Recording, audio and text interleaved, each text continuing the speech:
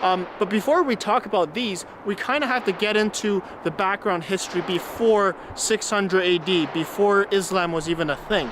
You see, we want to focus on the area of the Middle East, and before Islam even started, there are crossbow influences that touched what is now known as the Muslim world. The first type are the Greek crossbows that existed in Pergamon and in Alexandria. Pergamon is in modern-day Turkey, and Alexandria is modern-day Egypt. And this happened around, antiquity with the Greek crossbows, but they were very scarce and they're not very popular weapons in general, and they were often used in the context of sieges. But this is before the Islam world, at least 800 years ago, before the Muslim world. Now, another type of crossbow that interestingly reached the Middle East before Islam is the Chinese crossbows.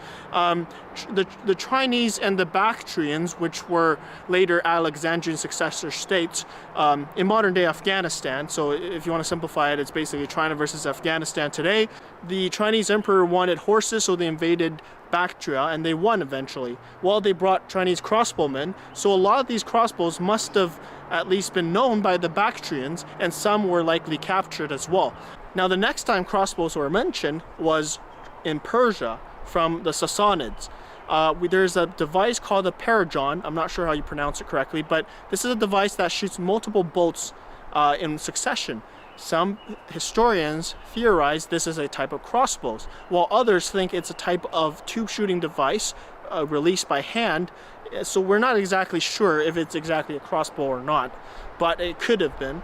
So now that we talked about the Sassanids, we can talk about when Islam is born, around 610 AD, and this is a time when the first Muslim conquests exploded all over Middle East. When's the next time crossbows were mentioned? In the Battle of Talas, the Chinese crossbowmen were able to outrange the Muslim archers. However, the battle was ultimately decided in melee, and the Chinese lost. We know the Chinese had Chinese-style triggers, but the prods were more M-shaped. But what I think would have happened is some of these crossbow triggers would have been captured by the Muslims, and they would have experimented with their own crossbows, with their own bow designs, like a Saracen prod. We're not exactly sure how this would have been, but there's no really records of them employing Chinese crossbows after the Battle of Talas. But it is very likely that the Muslims would have captured some of these triggers and experimented with them. But ultimately, they decided not to use these for military use, at least anything documented. And I think it has to do with horseback use, because these are not very good on horseback. They're more of an infantry weapon. But it's still fascinating that they encountered these weapons. Now we get into the Crusades, and we have, European depictions of crossbowmen being employed by the Muslim armies. Perhaps these were Frankish crossbowmen that were mercenaries and hired by the Muslims. And then later on, perhaps they developed their own indigenous designs using the roller nut trigger with a more composite prod. During the Crusades, though, these crossbows resemble very similar to European Frankish crossbows. Perhaps they were just used by both sides, captured and then used. I mean, a crossbow, you can pick it up and use it. You don't need to have a specific religion. Now, the next time Muslim crossbows are depicted in artwork is from the Mamluks. Either in Egypt or Syria, we have depictions of very large European-style crossbows with a roller nut and a stirrup. But then also they had artwork of rope stirrups as well, which is quite fascinating. In Europe, there's much less depictions of rope stirrups, but with the Muslims, they have rope stirrups as well. So that's fascinating too. So either you can use a rope stirrup or a metal stirrup, but you can see some of those crossbows are very large with a very long, like a very long trigger bar. So they must have been very heavy. But again, these are likely used mostly for sieges or for mounted cavalry use, which I find very interesting. Why would they use crossbows on horseback when they had very skilled horse archers? That kind of fascinates me. Perhaps they're just one-shot weapon. Maybe you can have very heavy artillery crossbows, shoot once, retreat. Perhaps the Mamluks employ those kind of tactics. I don't think they would use Mamluk crossbows like horse archers, because they had very skilled horse archers. Why would they bother with crossbows for hit and run tactics. So I think it's more of a niche use against shielded heavy infantry that can't chase them. After the Mamluks, we have interesting crossbow depictions of Timurid crossbows. The Timurids are basically the descendants of the Mongols, and this specific artwork shows them invading a Latin castle in modern-day Turkey. So again, they're fighting the Christians, but this time they're using crossbows that resemble Chinese-style crossbows. And we don't have any archaeological finds of these Timurid crossbow triggers. What is fascinating though is they're very similar to Chinese crossbows, but the main difference is this top portion is cut off. At least it looks like it in artwork. Here's another one. This one's based on the Mughal crossbows, and this trigger is modern. It's just a modern trigger with internal springs, and the purpose is to indicate that perhaps they had their indigenous designs of triggers. We simply don't know what these triggers are. And it's just my best guess that they're Chinese-style triggers that were influenced, by the Chinese triggers, because the Timurids and the Mughals, they were descendants of the Mongols, which did employ Chinese crossbowmen, and we know these triggers would have circulated. So I would imagine perhaps somebody reverse engineering Chinese triggers, but not having that top portion. Another advantage of that is you can touch with your fingers up to hold the bolt, and this prevents it from dry firing in case you can't knock the string. If you don't have a knock, you can touch it with your finger, and this way, without the top portion, that is another advantage you can do that with.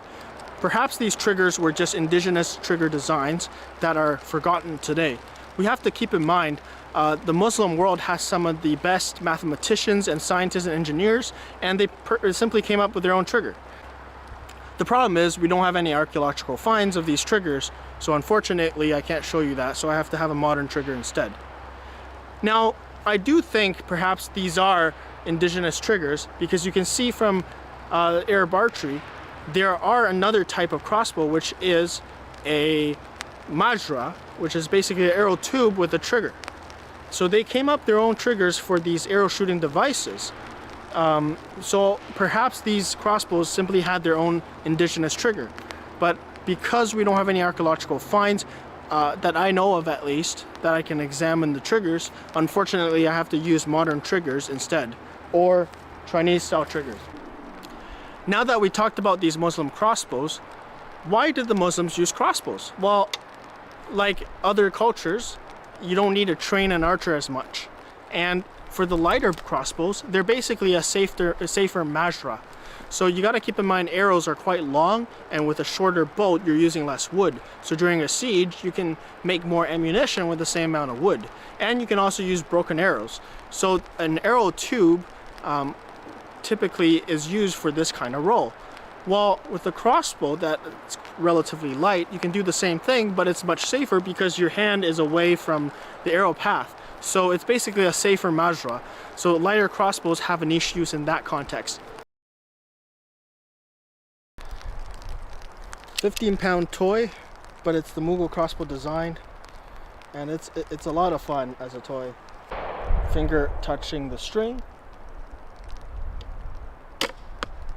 I noticed you have to press the string with your finger. This prevents the arrow from the bowstring from skipping up with these trigger designs because there's no knock on it. Once you have a knock, it's different, but I think these wouldn't have a knock because that's why I see artwork of some people using fingers to press down on the string.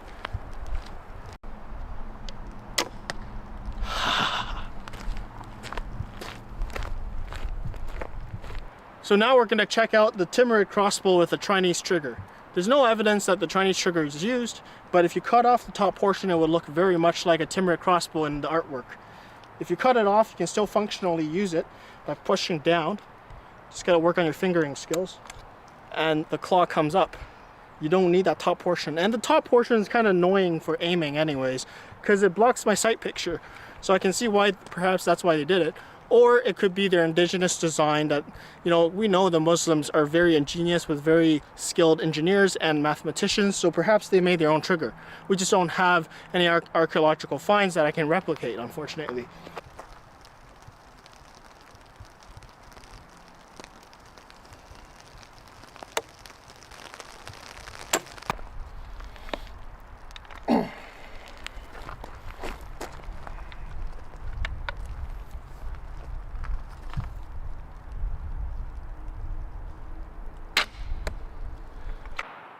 So you see, with a composite prod with a heavy reflex shape, now it doesn't look like a cross anymore.